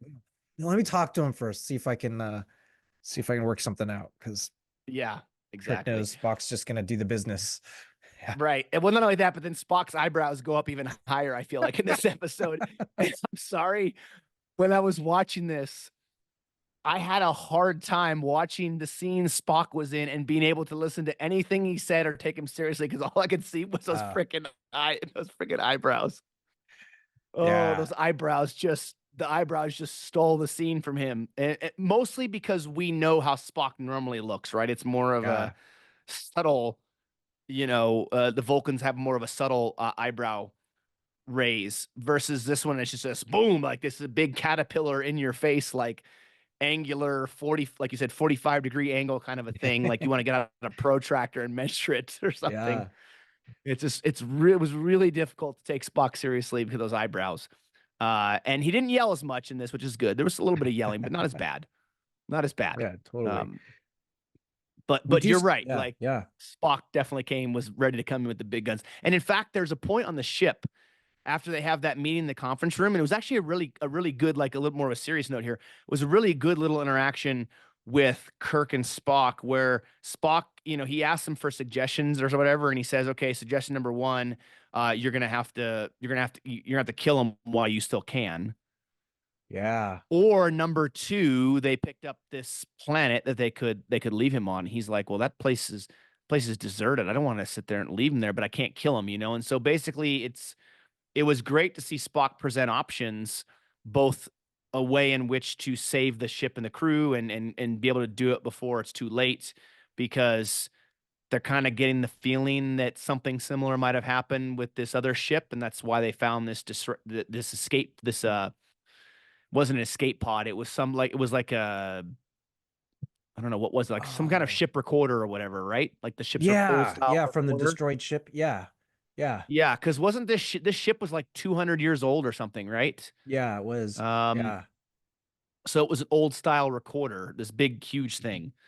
And so Spock was trying to help him, of course, logically, come up with some options that didn't involve emotion. Yeah. Exactly. One of the But other of characters. course Yeah. it did with Kirk, because sorry, of course it did with Yeah. Kirk because Gary Mitchell's one, he's known him for 15 years at this point. Yeah. It was. Yeah. That's true. On when they were going through the galactic barrier, or edge of the galaxy or whatever. So the remastered special effects, I did really enjoy those. But also what was um it stood out to me for some reason, and it's kind of funny. So as they're going through and they're undergoing all this ship turbulence, that same yeoman, like she's standing next to Gary Mitchell, and they're like holding hands, like as they're going through that barrier, right? Because she's scared, and I'm like, how is this? This is interesting. Like, how is this happening on the ship? But I Yeah. guess that's what was common. Lieutenant Kelso. Before I forget about this, so he's the guy that gets strangled. So Yeah. By the he's wire. yeah. Um, he's kind of he has that engineering mindset. He totally reminded me of Trip, like in this. Oh, I interesting. got that vibe. Yeah. Okay. Yeah. You know, Maybe he he's was, one of Trip's long. No, he would be a descendant of. Well, he couldn't be a descendant of Trip because Trip didn't have any kids other than the Vulcan baby with T'Pol. But mhm. um, yeah, I was gonna say maybe he's a descendant, but no, that doesn't make sense. He just presented himself like as a very like amicable guy. like in his exchanges with Gary Mitchell. Just really friendly, and we liked him. And he has that Yeah. exchange. I think this is before he dies, and he's talking on the comms um, with Scotty, and Scotty's Yeah. saying like, "Mr. Kessel, you're gonna make a great like engineer or something like that," and then he dies. Did you notice, Chris? Now, of course, they didn't have them in this episode, but he died before he could put on a red shirt. Because if he would have been engineering, he'd have been a red shirt, right? Mm-hmm. But he was killed before the red shirts became a thing. So he Yes. did avoid. He was not one of the random red shirts who dies, but he avoided that. But Dr. Elizabeth Denner, I think is how you say her name, is the is Ah, I the think the yeah, woman you're looking for. She was a yeah, psychiatrist or psychologist, a psychiatrist, yeah, psychiatrist, which is why Kirk references that several times, trying to get her to figure out Gary Mitchell. But that the barrier or whatever they go through in the galaxy, that's where her and Gary Mitchell are hit by something or they're shocked, and that's where this whole issue starts. yeah, yep. And their ESP abilities are activated. Their powers grow. Um, His faster than hers though, much yeah, his faster. faster. Yeah, and the powers grow like so much where his ability to understand right and wrong, and his ability to um, exercise like ethics and morality is nothing compared with the power. So he can't control that, right? He kind of loses all of his morality from that. Yeah. And there's some parts near the end of the episode where Kirk is he's trying to convince Dr. Denner to be on his side. This is when they're on the planet, and he's convincing her with that argument similar to like that to say, hey, you know, what is it when you have the power of a god? Doesn't matter if you have a power of a god if you can't um understand right and wrong and what's happening. He's asking Dr. Denner, what's happening to Gary? Ask yourself, what's happening to Gary, and is he doing the right thing? So I Yeah. I thought that was pretty cool, like that they were doing that. Yeah. Well, and honestly, uh, Gary has no idea how this power is going to affect him long term, right? He thinks, oh, I've got all these powers. I'm going to be like this god and be able to create whatever I want on this planet. And he wants to keep, Dr. Denner with him and everything. And prior to that, Dr. Denner had told Kirk about the autopsy from the 9 dead crew members. Yeah. And in every one of those cases, there was damage to a specific part of the brain. And every one of these crew members had a high level of ESP ratings, just like the two of them. So clearly, this effect, the reason why it didn't hit other crew members is because it was specifically targeting crew members that had high ESP ratings or abilities. Yeah, yeah, it does. This episode actually presents like an interesting, well, a very valid question is as as evolution happens with humanity, if only part of you evolves, right? And just maybe your ability to control or have power. If you just evolve in a sense where your power grows, but there's no sense of understanding what that power means or how it impacts or affects other people, then that's not a balance in it's not a balance in evolution, right? You don't understand what the power means or what it does. And that's not a good thing. Um, so I Right. think that Yeah. that's a good like question that it presents throughout the episode. Yeah. And Spock mentions that the Valiant's captains had seemed to have given some sort of self-destruct order, Mm-hmm. which would state that the people who had this power grew to the point where the captain believed it was more important to destroy the ship and save than allow this to continue. And I think that's Yeah. where you get Spock say, big gun and all, being like, "Hey, we gotta stop this before it gets out of hand." Right? Spock's gonna give it to us real. Yeah, Yeah, yeah, he's, do he's this. he is blunt to the point and no sugarcoating. Yeah, Yeah, absolutely. I enjoyed um the phaser action and the hand-to-hand action that was happening at the end We here got a little too. Kirk chop. We did. I mean, First Kirk the chop. first Kirk chop. I mean, this was vastly different than the cage, and that Yeah. there's just just in your face like fighting and shooting and plenty like of action and stunt work in there too. Yeah. So this kind of started it all with the Kirk style of fighting, I think. Yeah. The two Yeah, hand, like bam, and all that. And for yeah. sure. Looking at the powers that begin to develop in Gary Mitchell throughout this episode, I think there's one I would love to have, and that is his ability to speed read and have eidetic memory and recall things. Like when Dr. Denner wants to test his memory and she says, "Okay, what was on page 387 of this thing you read on this record tape?" And he cites this part of this poem, I guess it is. My love has wings, slender feathered things with grace and upswept curve and tempered tip, from the poem Nightingale Woman, written by Tarbold on the some planet back in 1996.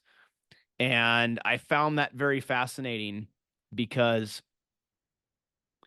he's so easy to recall that information, and how I would love to be able to breeze through 100 books in a day and be able to recall what's on a single page. I mean, that would just, how much easier work would be if I could just say, oh, yeah, I was in this document and this thing on this page and it's exactly what it said. You wouldn't have to like constantly be trying to, you know, keep, uh, uh, keep things in your memory and everything. You just be able to recall it like that. That I That's think right. of all the things I would want that one power, just to be able to speed Yeah. read and have eidetic memory.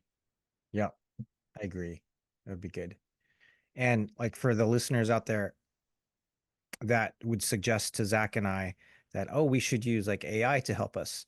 Don't Zach and I have had that conversation like amongst us, like ourselves. So we are no, we're good. We'll Yeah. do it without the AI. We're good with The that. old fashioned way with the sweat Yeah. of our brow and our eyeballs. And yeah, if you haven't listened or watched our episode on the Terminator franchise and AI, we talk about that in there. So be sure to go check that episode out because we discuss it. We discuss AI. We've seen far too much sci-fi to know. And if you're watching and listening to this podcast, you probably have seen a lot of sci-fi too, and know that that's a bad choice. Yeah, it's a bad choice. I Don't try do to the stay away AI. from AIs. Yeah, no. That's no bueno. No bueno. Oh, something else I want to point out in this too. Did Yeah. you notice that Sulu's in this, but he's wearing a blue science uniform? And he's Yeah. part like very, very different how he's just very odd. I think the only line he has in the whole episode is when he talks about Mitchell's ability is growing at a geometric progression. I don't know what that's supposed to mean, a geometric progression versus an exponential progression, but Yeah. whatever it is, what it is. I think that's the only line he has, but it's very interesting that Sulu's there and he's in a science uniform.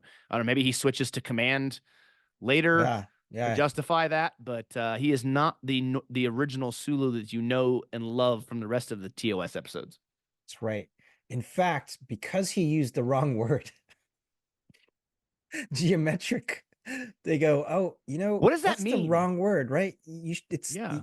We need to switch you to, you don't belong in science. We need to switch you to command.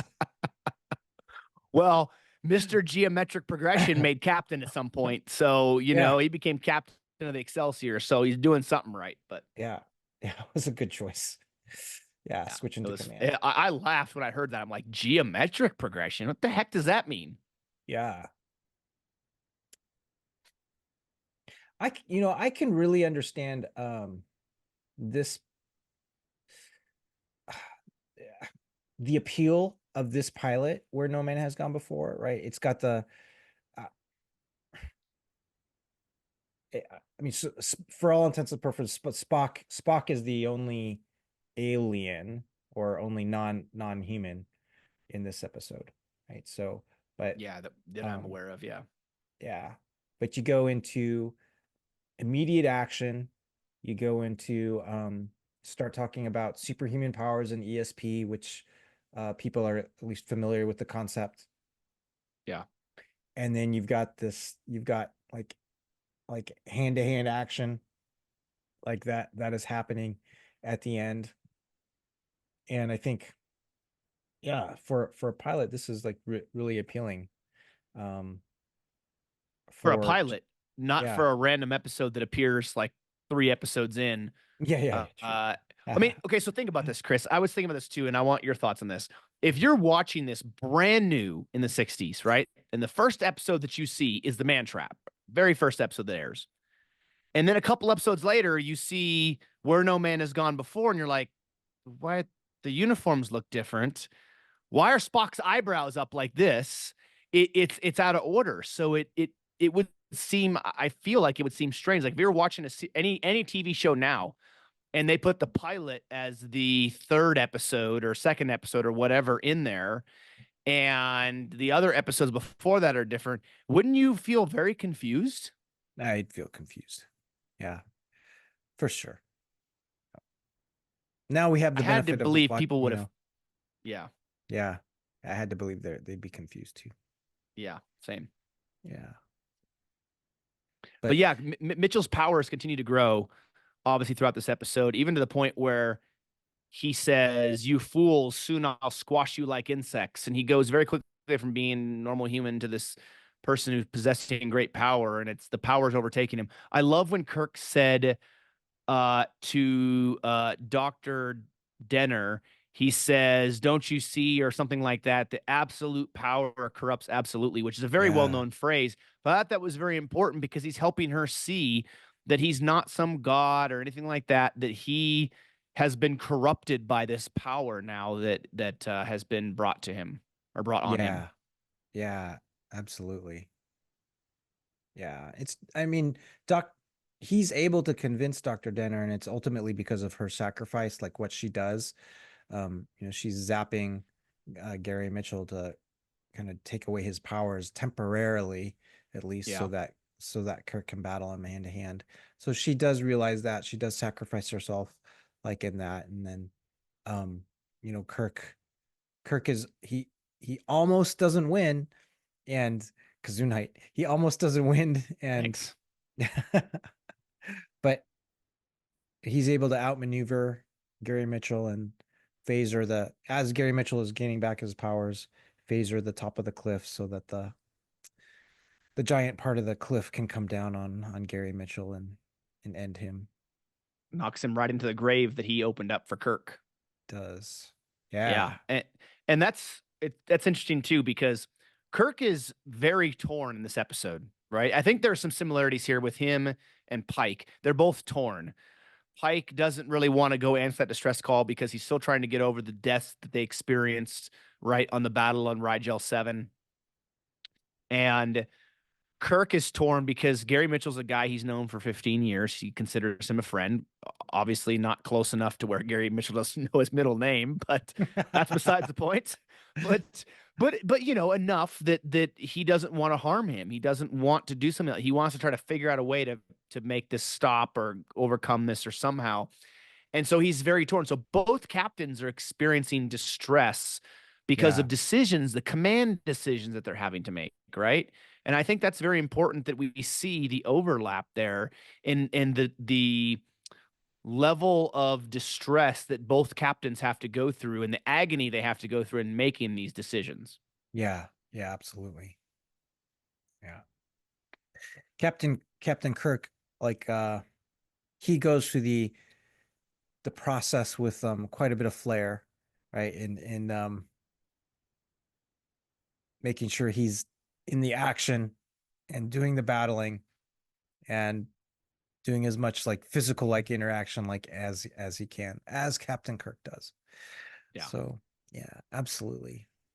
The last captain's log that he makes, because he makes several throughout the episode, the last captain's log that he makes in this episode at the very end is very, I think, touching, and it goes to show what Captain Kirk appreciates about people's services and commitments to the mission and to the crew.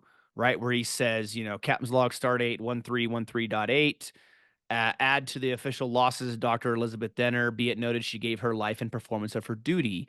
Lieutenant Commander Gary Mitchell, same notation. And I love that he tells Spock that he wants Gary's service record to end with dignity as he didn't ask for what happened to him.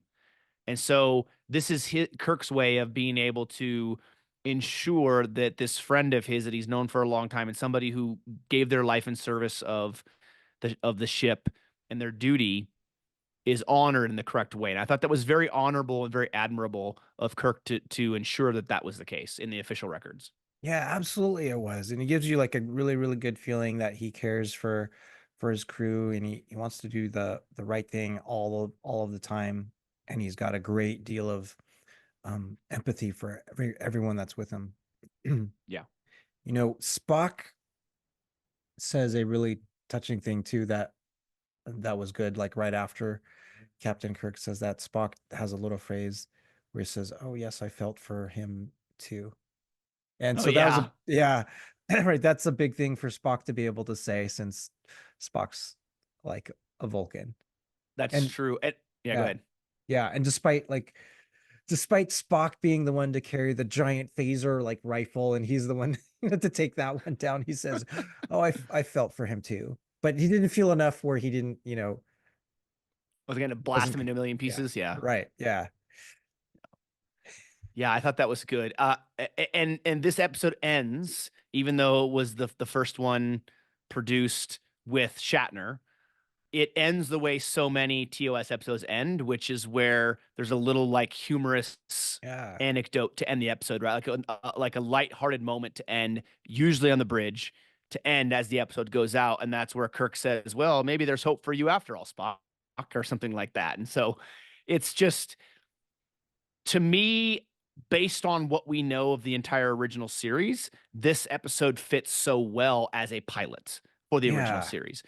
The Cage doesn't, simply because of the changes of characters and the change in the way things were done and the what we know about the whole show as a whole series as a whole. Excuse me, but yet I did like both pilots Yeah. for different reasons. Yeah. Yeah. I agree.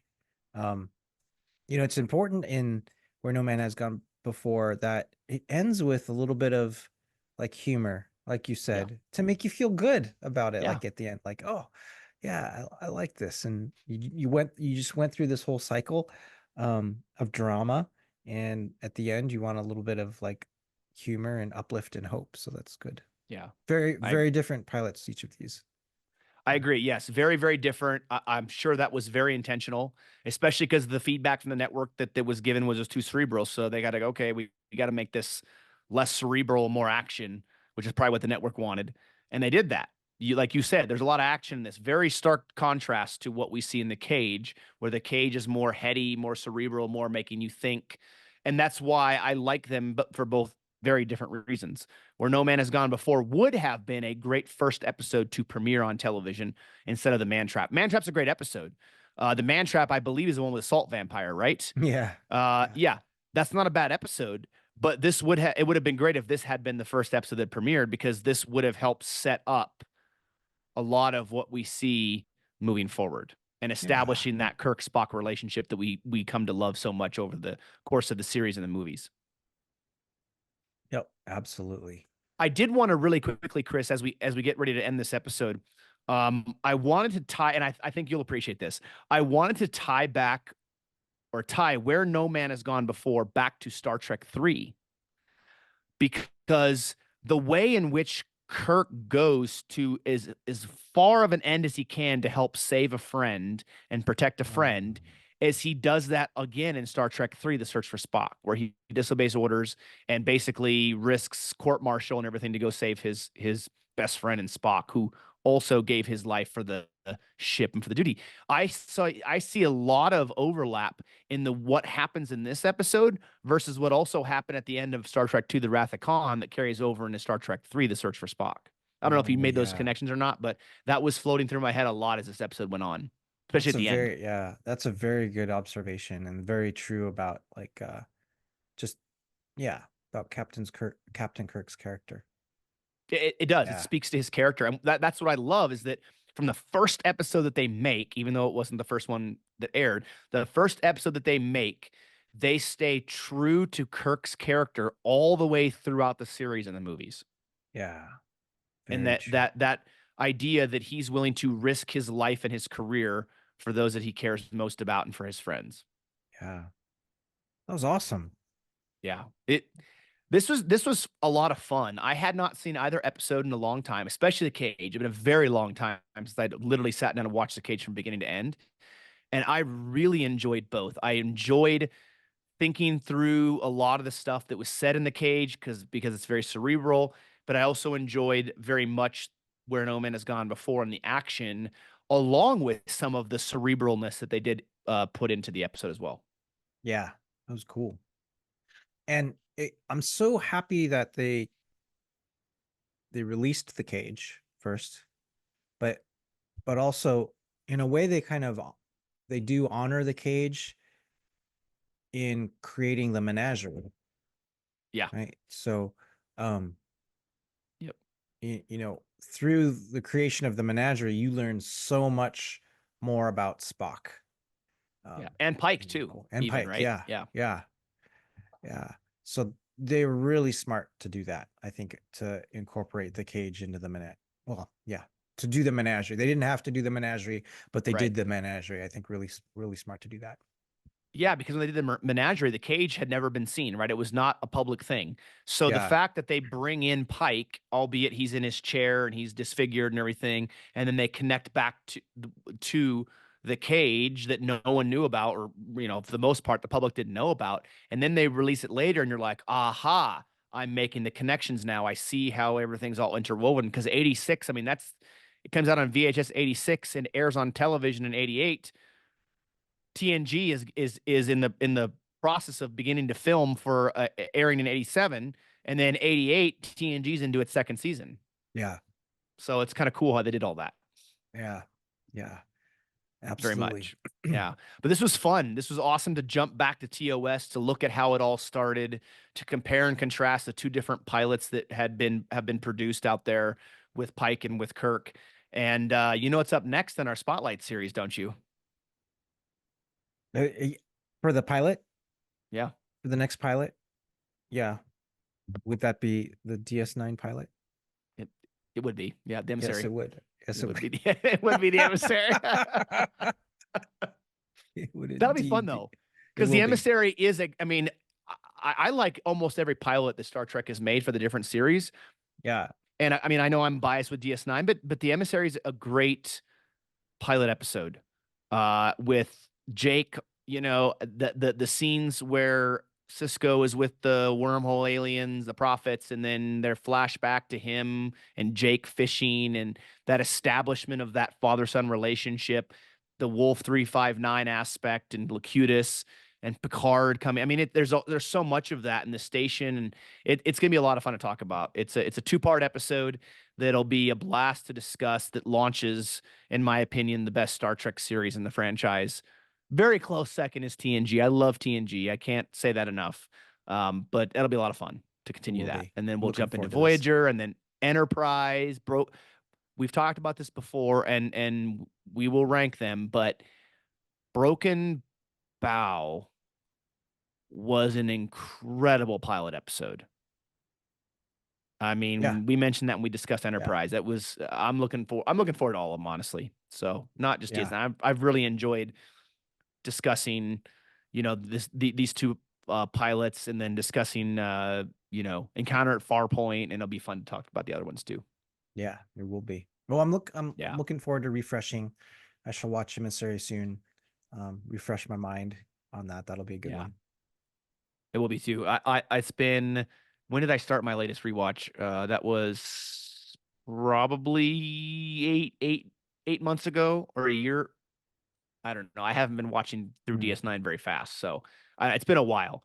But it will be fun to go back and watch the Emissary again, and just kind of see how it all starts. Just like the other pilots, right? You see how it all starts. What things are vastly different. I mean, Odo looks way different in the pilot than he does in most of the series because of the way in which they were trying to figure out his makeup. But yeah, it'll be good. It'll be a lot of fun. So we look forward to that. We hope you've enjoyed this look at TOS's two pilot episodes. the cage and where no man has gone before. We very much appreciate you all watching and listening all over the globes in the interwebs. The globes. I said globes now, Chris. I said it Music too. clubs. Yeah. It's, we have multiple globes. Yeah. We very much appreciate that. Thank you so much. And be sure to to go on to Facebook, Instagram, Threads, YouTube, your favorite podcast platform, wherever you find us. And be sure to follow us and subscribe and do all that fun jazz. And look forward to that and more. We have some great content, more great, amazing episodes and guests coming up soon. And we will announce those as soon as we have them booked. So, with that being said, take care, everybody. And we'll catch you next time right here on the Random Redshirt podcast.